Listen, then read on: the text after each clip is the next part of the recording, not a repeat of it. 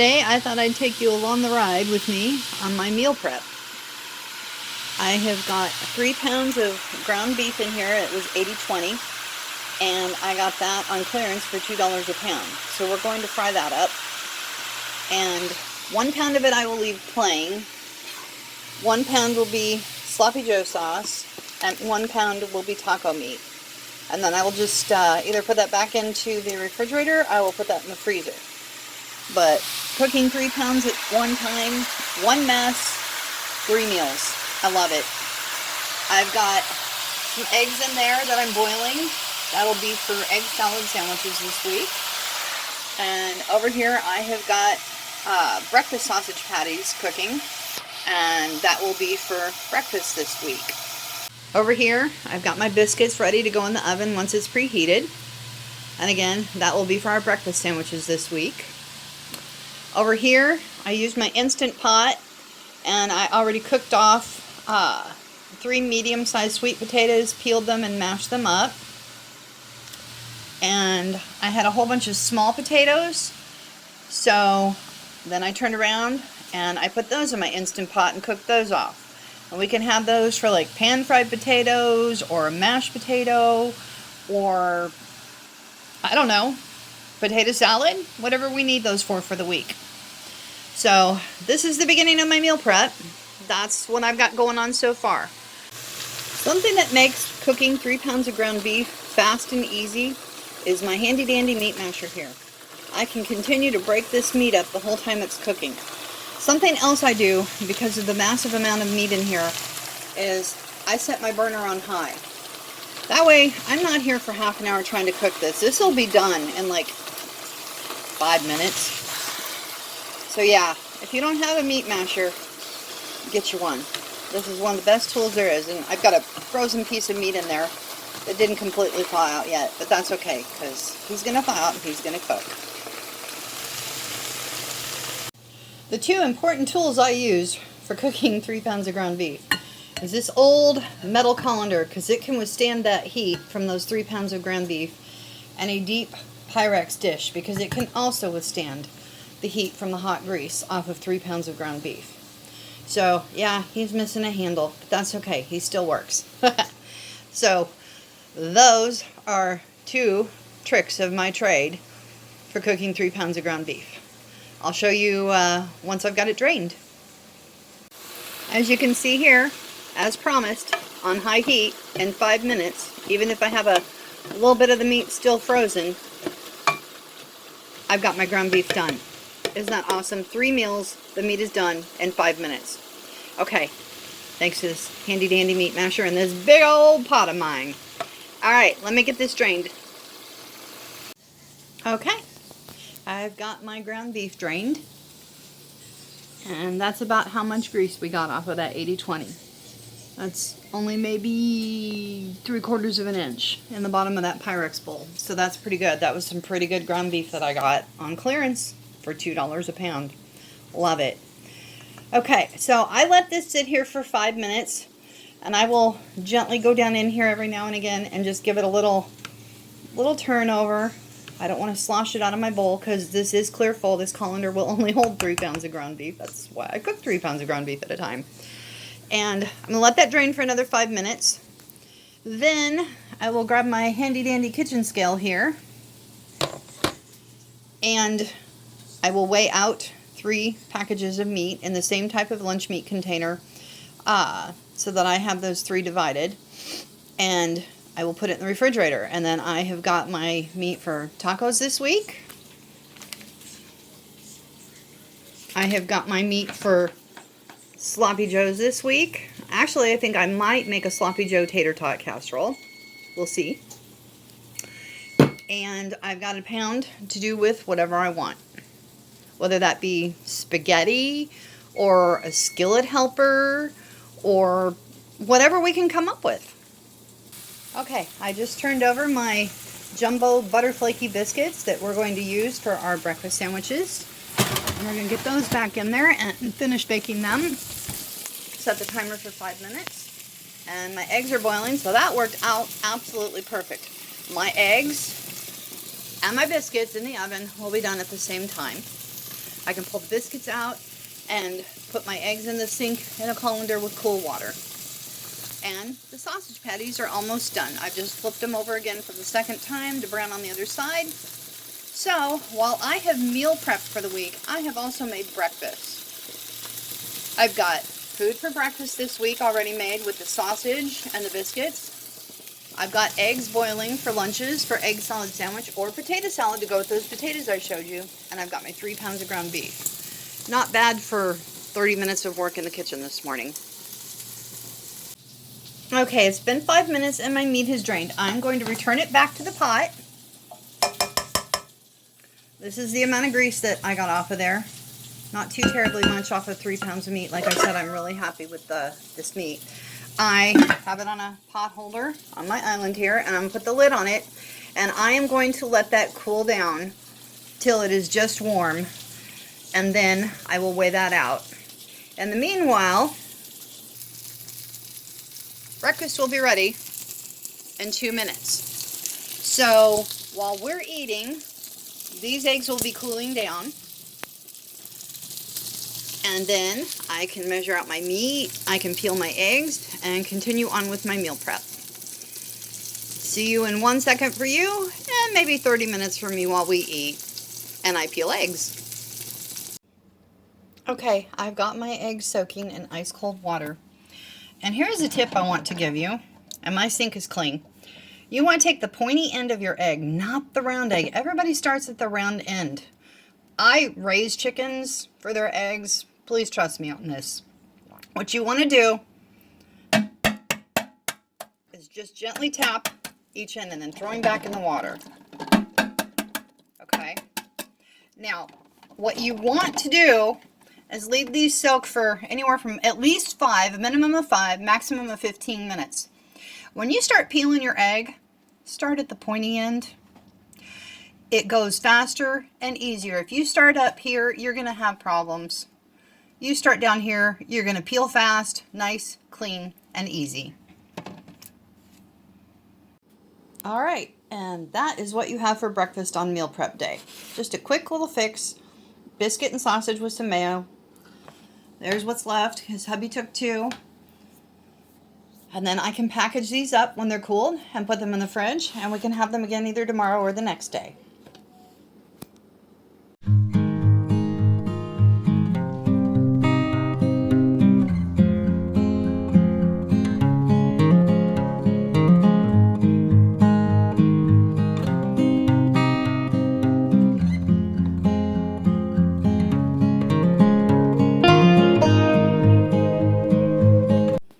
Okay, the meat got to where it was just warm, and I got out my little scale and I measured out my meat. And what I did, these containers are full. That's enough meat to feed my family on. I was able to stretch that 3 pounds of meat out into 4 meals. I've got 11 ounces in here, 11 ounces in here, 11 ounces in here, and this is 4 ounces. That's enough to put like on a pizza with some pepperoni or some ham or some sausage. So that 3 pounds of meat is getting stretched to 4 meals. And with prices the way they are right now, it's important to do that. Another tip is I saved my old plastic containers. This was an old plastic cottage cheese container. I keep them stacked up neatly. And that's what I put the grease in. That's almost full, so I'm going to go ahead and put the lid on it. I'm going to let that harden up overnight, and tomorrow morning that will go in the garbage, or tonight if it's hardened up. Next, what we're going to do is we're going to use this bowl here to take care of each one of these packages. One's going to become taco meat. Then later it will get heated up and that water will cook off with the seasoning being cooked in. And the other is to open this can of sauce and put it on one of those packages of meat in this bowl. I'm not going to wash it in between. And what you do is you go up in steps with your spices. I can use the taco first and then the sloppy joe next because that will cover it. I wouldn't want to do sloppy joe first because I don't want my taco meat to taste like sloppy joes. But a lot of seasonings in sloppy joes are so close to the taco seasoning. And that keeps me from dirtying another bowl.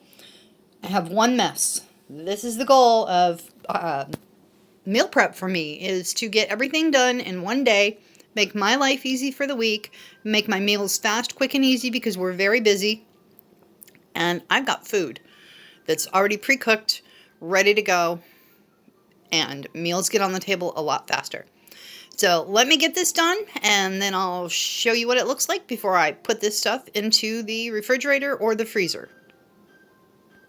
Okay, container number 1, the 4 ounces of meat, because I've decided that is going to be for a pizza. We're going to put some onion powder in here. We're going to put some garlic powder in here.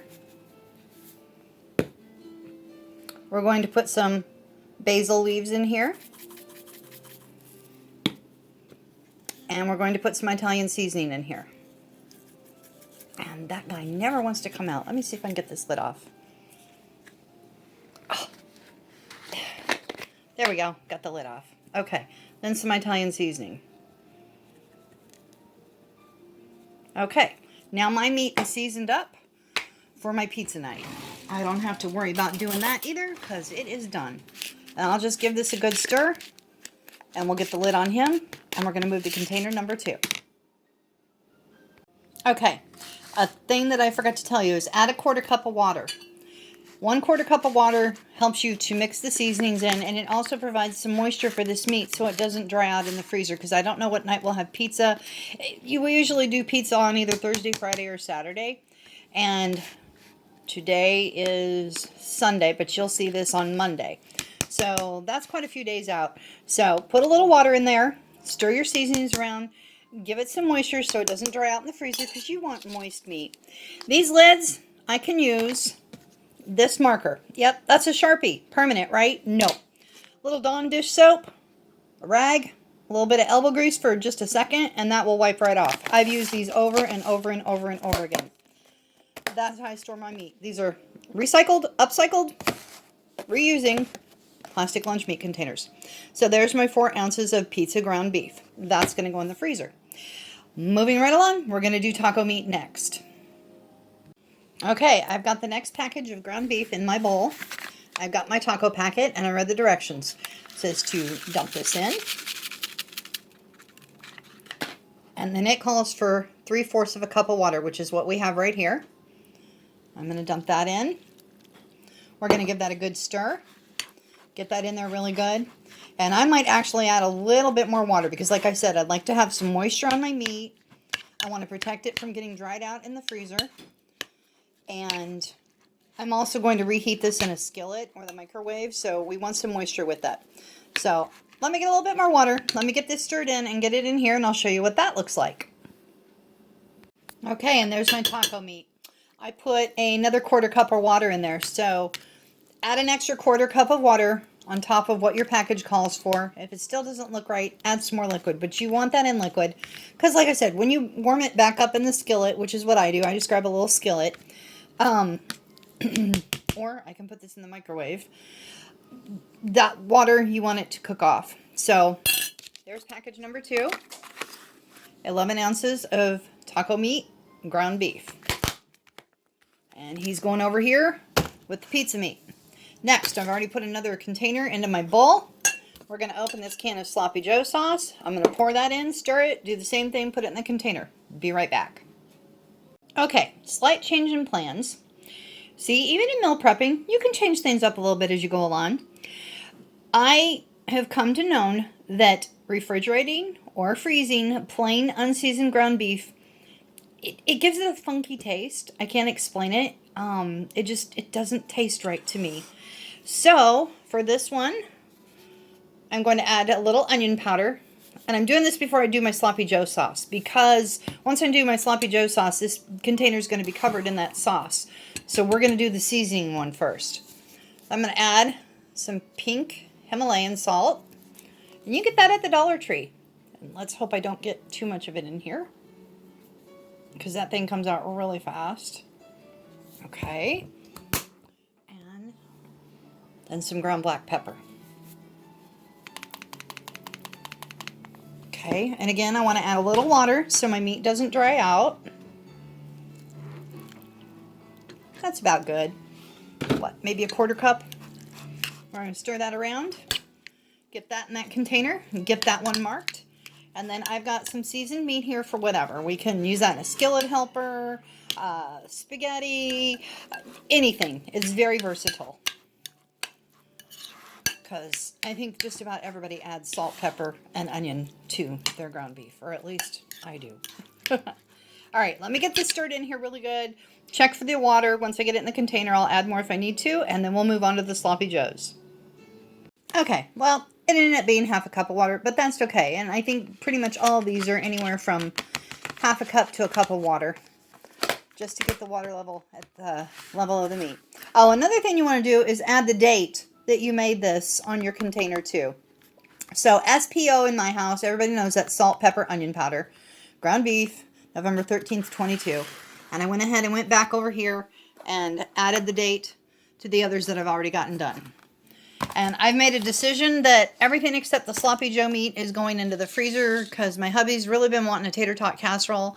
And I want to experiment with a sloppy joe tater tot casserole tonight instead of cream of mushroom soup. So we'll see how that turns out and we'll let y'all know. Let me get this sauce in here. Let me get it stirred up and put it in the container.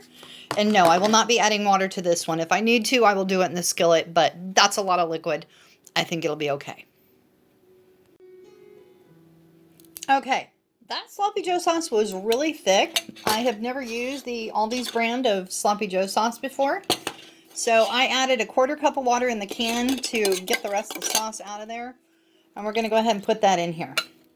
This is going to be a tater tot casserole tonight for dinner. So that liquid will thicken up and cook off in the oven underneath the tater tots. That will be okay. So we'll stir that around and we'll get this in the container. This container will go in the fridge, and the other 3 are going into my freezer. We're moving right along here for Meal Prep Monday. Okay, like I said, things can change on Meal Prep Monday, right? Okay, so this is for dinner. Why am I putting it in a container? I'm going to make life easy for me tonight. That went in the casserole dish. I have some Colby and Monterey Jack cheese left. That's going on top. Then I'm going to put plastic wrap on this. Put it in the fridge. It is ready for me to just put the tater tots on it tonight and slap that baby in the oven. Perfect. Okay, so somebody might get a little bit more cheese than somebody else. It'll be okay. That'll melt. It'll spread. But that's all I have left. But that's okay. Another reason why sometimes I do meal prepping is so I can use up what I have left, see what I've got, and make a new grocery list. Okay, so let me get plastic wrap on this and get it in the fridge. Not bad for just 1 hour in the kitchen today. So, on my meal prep, phase 1, first thing I did was throw my russet potatoes, the little ones, into my Instant Pot. And I cooked them on high pressure for 11 minutes. And then I let them come unvented manually. I popped the vent on that and let that open. Then I pressure cooked 3 medium sweet potatoes and peeled them and mashed them and put them in here. They've already got the butter and brown sugar stirred into them, so that will make a nice side dish. Then we did the breakfast prep. That's what's left of the biscuits. I guess I'm going to have to bake some more biscuits, but that's okay. My family's happy and full, and they have warm bellies to go outside and work in the cold. And that's what's left of my boiled eggs. They attacked those too. And like I told you, if you crack both ends and soak them in the cold water, they come out beautiful. Start on the pointy end. And we have 4 sausage patties left. So basically, I have enough pre-cooked for one more breakfast. So I'm going to throw some more things in the oven or on top of the stove and get some more breakfast things made. We've got 1 pound of salt, pepper, onion, ground beef. Well, 11 ounces. It's what it cooked down to. 11 ounces of taco meat, ground beef. 11 ounces of sloppy joe meat with cheese on it in the casserole dish, ready for tater tots tonight. And then, because my family loves to grab the bag of pepperoni out of the fridge and munch on it, I want to make sure that I had enough pepperoni to go with this pizza meat for pizza night for a hamburger pepperoni pizza. So I just took a little snack-sized Ziploc bag, I put it in there, pressed all the air out, and I put a rubber band on it to keep them together. That way, that goes in the freezer too, and I've got everything I need for that night to make a pizza. All right, 1 hour of work, 1 mess because I used my Instant Pot twice, and I used the same pot to cook all that meat, minimized on the mess. Okay, there is the Sloppy Joe meat that I put in the fridge earlier with the cheese on it. We've got the tater tots on that now. My husband has been wanting a tater tot casserole, and I wanted to try something new. So we're going to try this Sloppy Joe tater tot casserole for y'all. I'll let you know how it tastes. You cook this according to the package directions for your tater tots, and for mine it said 425 degrees for 15 to 25 minutes. So I'm going to put it in the oven at 425 degrees, and that was the beep to let me know we're hot enough now. And I'm going to set my timer for 15 minutes and check this. We'll be back to show you what it looks like. And there we have it. I ended up cooking this for 20 minutes because it had been in the refrigerator. But now the tater tots are crispy and the Sloppy Joe meat is bubbling and the cheese is melted. So, not only was this part of my meal prep today, but this is what's for dinner. Sloppy Joe tater tot casserole. Okay, so this did taste good, but the sauce from Aldi's was very sweet and more like a barbecue. So my husband didn't care for it. He prefers the cream and mushroom soup version of my tater tot casserole. So I will go back to making it that way from now on. But it was nice to try something new and experiment with it and see how it tasted. Again, I think it was due to the sauce. If I had used like maybe the manwich sauce, it would have tasted better.